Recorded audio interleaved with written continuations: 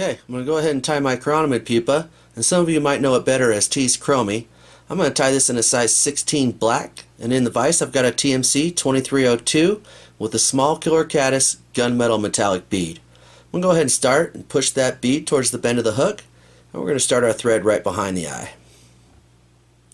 I'm trying to make minimal thread wraps right here. We still got to get that bead over the top of our gill tuft. And for the gill tuft we're going to use McFly foam in white. I just really like the way this stuff looks when it's wet, and I like the way it compresses under the thread. I'm going to use a pinch wrap. I'm going to mount that directly behind the eye, and as I wrap back I'm just going to stretch that out. Okay, now we can go ahead and whip finish.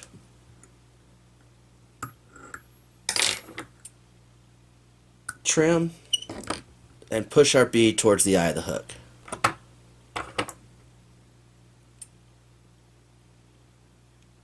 Trim the gill tuft, and let's go ahead and start our thread right behind the bead.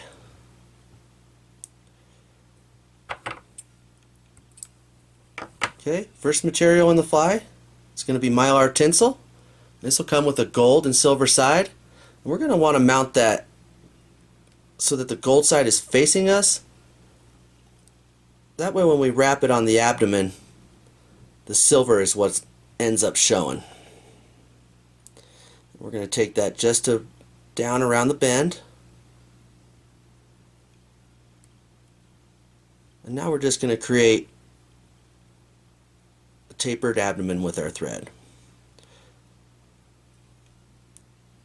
Now the beauty about this fly is if you want to change colors, all you got to change is your thread. All other materials remain the same. So if you're going to make up a material kit for this, for the road or something, pack all the materials in there and then just select all your favorite colors of thread and throw them in the bag, and you'll cover the spectrum. I was just trying to keep a nice slim profile here. Still trying to build a nice taper to it. I like that. Okay, we're going to go ahead and take our tinsel straight up in the air, and we're going to spiral that forward. It's going to reveal that silver side.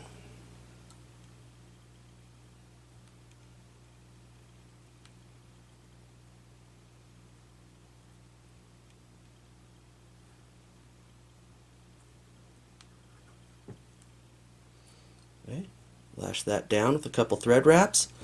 We're going to use this tinsel for our flashback as well, so all I'm going to do is go ahead and take and pull that tinsel straight over the hook shank, and we're going to wrap back, and now we're going to set up a measuring point for the rest of the fly in our thorax. We're going to stop that thread about midway between the bead and the point of the hook.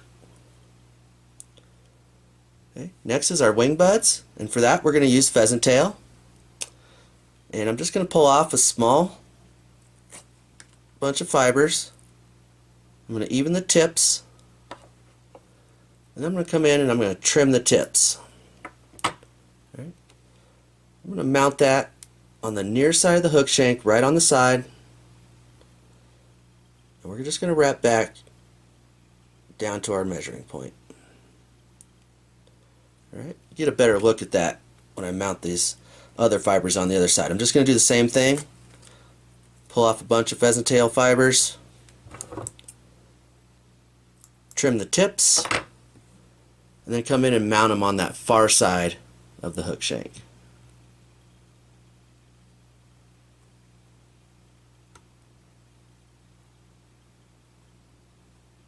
And wrap back down to our measuring point.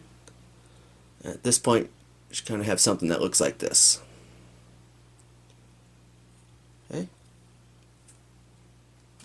Next material in the fly is for the back. That's going to be ziploc bag. I like to trim that, just not as wide as the hook gape,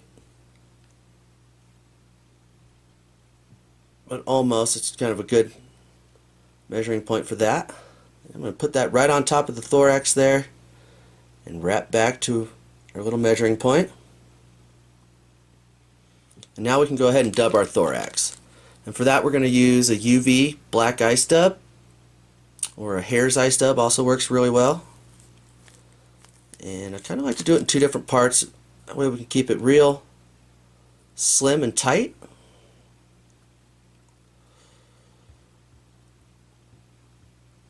Okay. And I'll start right behind the bead and I'll work my way back and then reinforce our dubbing by coming forward. Add a little bit more.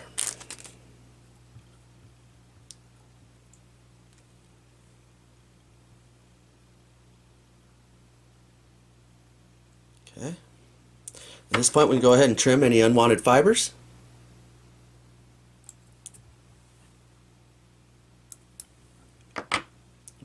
Now we're going to go ahead and create our wing buds with the pheasant tail. And to do that, we're just going to take the pheasant tail and we're going to pull it directly up alongside the hook shank and secure it with a couple thread wraps.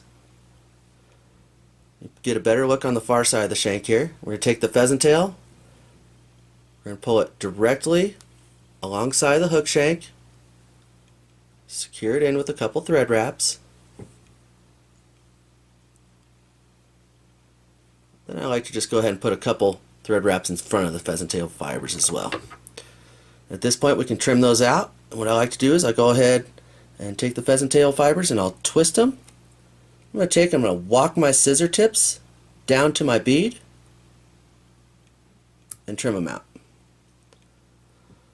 Same thing on the far side. Pull up your pheasant tail fibers, give them a little bit of twist, walk your scissors down to the bead and trim them out. Now you don't have to worry about getting a really close trim here. You can still see that there's a little bit of those tips sticking out. Those are going to get tucked away as we continue to finish the fly. Alright, we can go ahead and take our Ziploc bag now and pull it right over the top and lash that down right on top and center. A couple thread wraps, one wrap right in front, and then we can trim that Ziploc bag right out of there. Okay. Then we're going to go ahead and finish with our flashback, and we pull it over, sit it right on center top, and that's going to reveal that silver side. Then I'll go ahead and pull it back,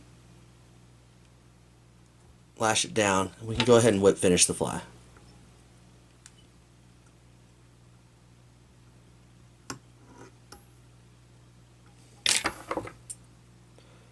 Trim our thread, trim our flashback, and before I set this fly with the resin, I'm going to turn it here.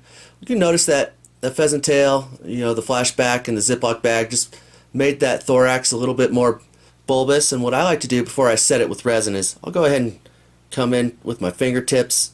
I'm just going to pinch on the sides of that pheasant tail real hard. Let me rotate that back towards the camera again. You can just kind of see how that kind of narrowed everything back up again. Okay. And we'll go ahead and take a small amount of resin. I kind of like to just do 2 coats. First coat real thin just to get a base going. Start right behind the thorax, work towards the bend of the hook. I'm just going to come up, wet the thorax and the thread up front. You can set our first coat.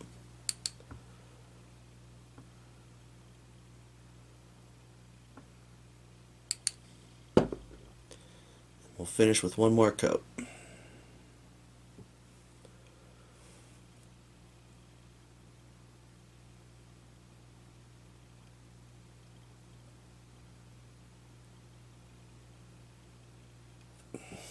And we'll set the resin.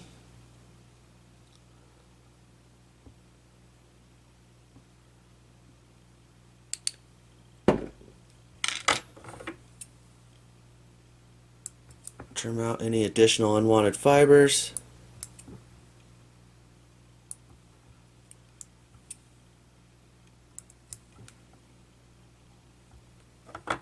There's the finished fly.